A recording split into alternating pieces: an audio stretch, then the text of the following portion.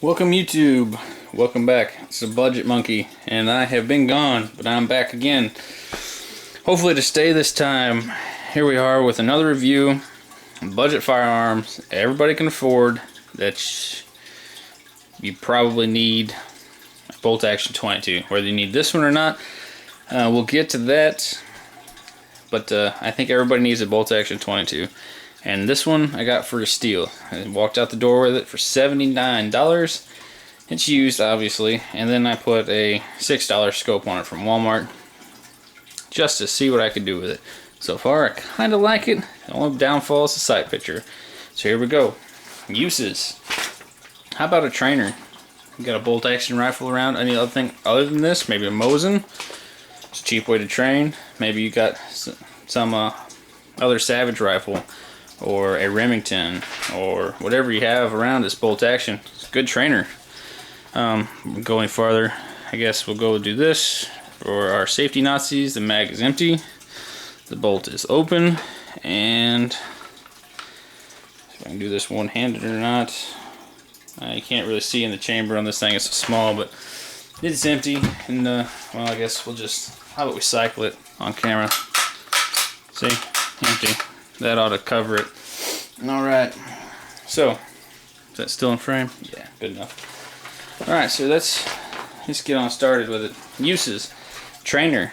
All day, every day, man. It's accurate. Man, for a 22, is this thing accurate? Have I shot better? Maybe a good Marlin with a micro groove barrel. Or maybe some of your better Savages with a bull barrel or a heavy barrel, but this is not that gun. I mean, it's a Model F, typically what you'd find at Walmart. Regular tapered barrel, iron sights, and no AccuTrigger, and still accurate. AccuTrigger in a 22. I don't think it's worth the extra money. Your opinion can be different than mine. That's cool. We all got one, and I value yours. Value mine. At least, maybe not value it, but at least respect it. So, you know, I don't even remember where I was at now. Let's see, we have trainer. How about end of the world gun? Yes, no, maybe. I say yeah, why not? If primary, no. Good to have in the safe, yeah, absolutely. It's a rifle you can hand off to somebody else to use. To hunt with, get small game with for you while you're doing watch. You could potentially snipe with this thing, not with that scope, but with a real scope and some range time with it. You know, learn the 22 is lethal, 300 yards. Feel free to check out Iraqi veteran 8888's video. It's a good video on the lethal distances on the 22. Won't spoil it for you, actually. Just go watch it. Shout out to him. They're awesome. Let's see. I'm losing my train of thought. It's late tonight.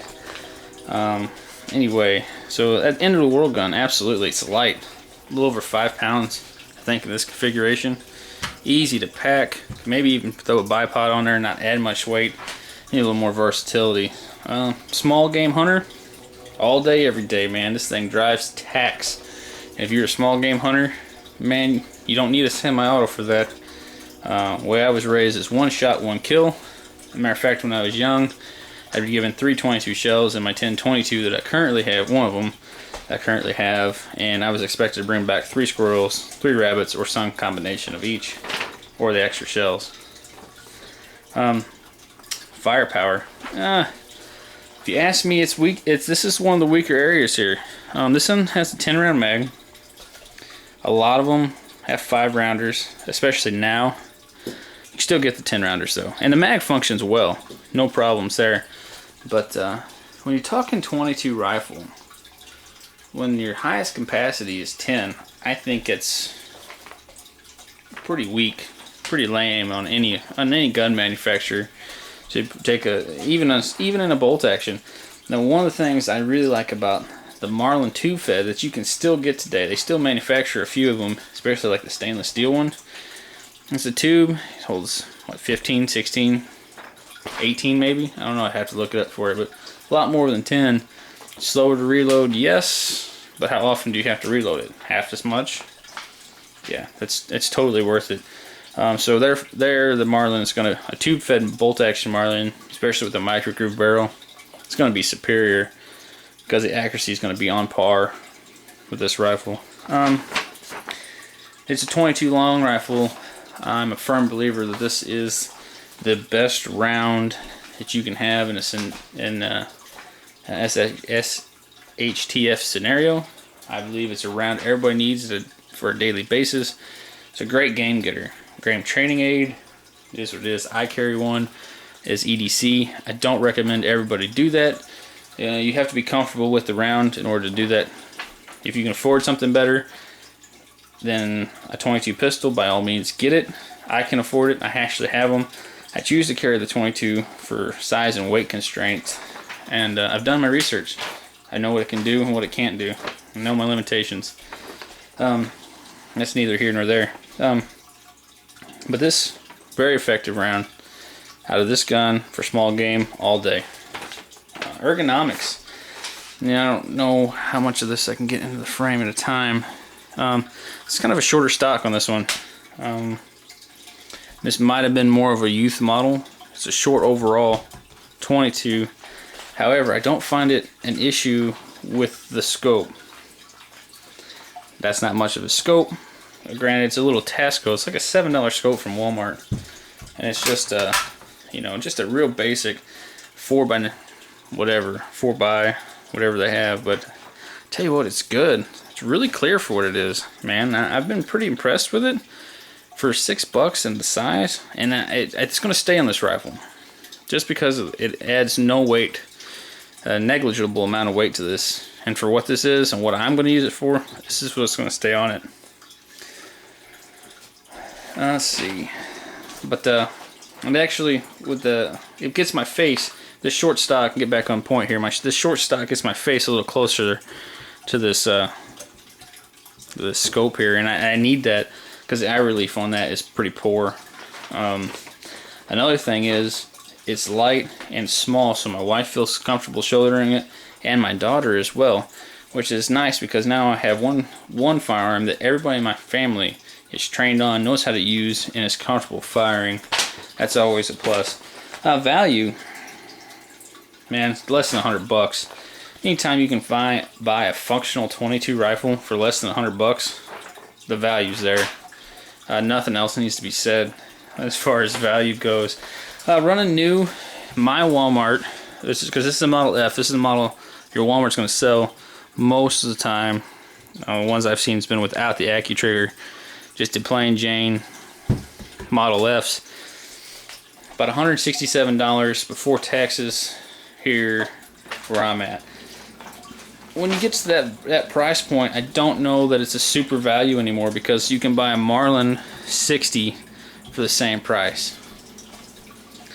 And if you're just looking for an all-around 22, the Marlin 60, it destroys this. Unless you're looking for pinpoint accuracy and you're just wanting a bolt action, it does. So price point on new model Marlin 60 destroys it. However, in the used market, less than $100, this thing rocks. Now, you get into some of the other Mark IIs, and I'm talking not Model Fs, AccuTrigger, which I don't think is necessary, but I think this is the only model without. You get into some of the ones with the bull barrel.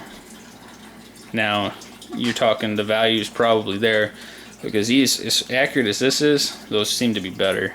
My experience with this is pretty limited with the other barrels, the other models, but from what I've seen so far, personally, they're a little more accurate. This thing drives tax though. There's some dislikes here. Are going to be this side here, kind of poor. Has that centerpiece, the elevation piece, tendency to fall out.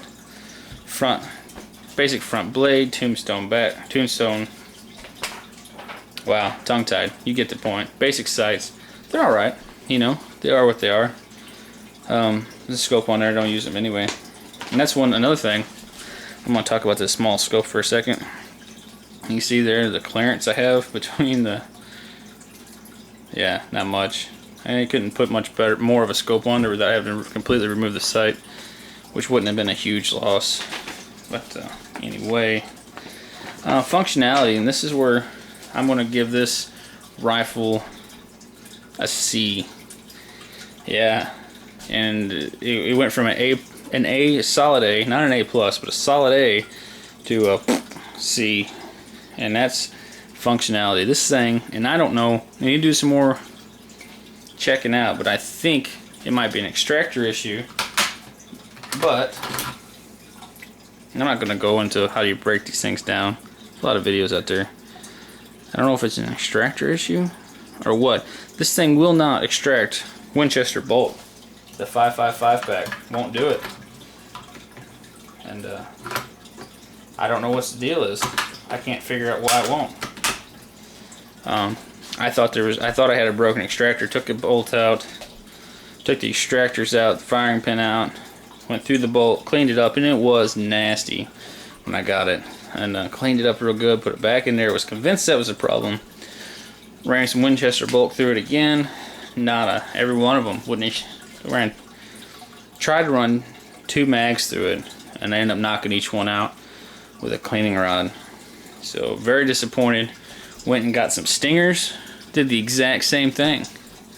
So at that point I was convinced of a broken extractor. Took the bolt apart again. Looked at it. I didn't see anything that looked broken to me. This is my only Savage rifle, so nothing to compare it to. But yeah, so just for shits and giggles there, I went and grabbed some Federal bolt. Did fine. No problem extracting whatsoever. Fired great. Went through, grabbed some Remington, the golden bullet junk. And I hate that stuff, but functions good in here. It shot a little bigger groups than the Federal, but extracted well. Federal bolt, Federal Champion extracted well. Aguila extracted well. And the only thing that would not extract is the CCI stingers and the Winchester bulk. And I don't have anything else on me right now. The CCI. I'm out of velocitors. I'm out of mini mags, so I don't know how it's going to do on those casings. So time will tell if it won't extract the mini mags, which is what I like to stock up on. If it won't extract the mini mags, I'm gonna take it in, trade it in. But if it does, then I'll keep it. Anyway, so functional. That's the fact that it won't extract the Winchester. That's a big bummer for me. And if it won't extract any CCI stuff, it's a bummer for me too. I never really fault a gun for not extracting the stingers because they have the longer casing. But because I have that problem with a lot of different guns. But yeah, really disappointed with that. So hopefully it's just an extractor issue. I'm gonna pick up another set, throw in there, and everything will clear up. If it does, I will come back here and update or make a video response to this video. But I'm not really expecting it to be, since it'll eject everything else. Anyway, I'm gonna give this a solid C. See, not up, not down. I'm gonna give it a solid C. Would I trust my life to it? With the first shot, I would. I don't know if it extracted or not. So solid C. Good value though for less than $100. If I come across any more for less than $100, you can bet I'll pick them up. So whatever that says about the rifle, I'll let it be said there. If you got any suggestions about what might be wrong, please throw them in the comments. Let me know. I would love to love this rifle because this thing is accurate, man. I'm a 10-22 guy. You heard me throw out to the Marlin 60. It's also a good gun. But yeah, if this would be 100% reliable, this would probably be my go-to 22 for small game hunting every time I went, because it's accurate. But anyway, this has been the Budget Monkey. Thank you for watching. Appreciate it. Look forward to doing some more vids for y'all. Glad to be back. God bless.